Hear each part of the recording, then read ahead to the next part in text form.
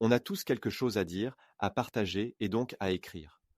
Combien de personnes ont déjà eu envie de rédiger leur propre ouvrage et combien sont-elles passées à l'action? Une étude indique qu'un quart des Français a envisagé d'écrire, mais que 8 sur 10 ne sont pas allés au bout de la démarche. Aujourd'hui, avec l'auto-édition, ce n'est plus qu'une question de motivation. Il n'y a plus de barrière à l'entrée. Tout le monde peut désormais s'exprimer en couchant un texte sur le papier ou sur un outil numérique avant de le voir imprimé.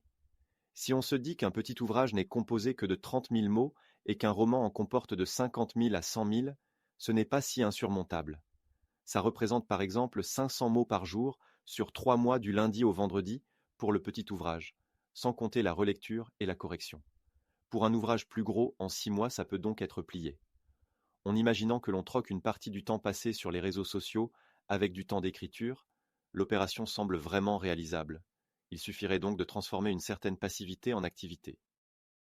Je vois beaucoup d'annonces évoquant l'auto-édition d'un best-seller accompagné de revenus conséquents.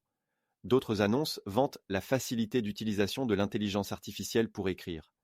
Je vois moins souvent l'évocation du plaisir d'écrire et de partager, potentiellement à un vaste public, mais très probablement à une audience restreinte. On sait bien qu'un enseignant ne peut pas susciter l'intérêt ni une vocation chez tous ses étudiants, mais lorsque cela arrive, c'est une grande satisfaction pour chacun.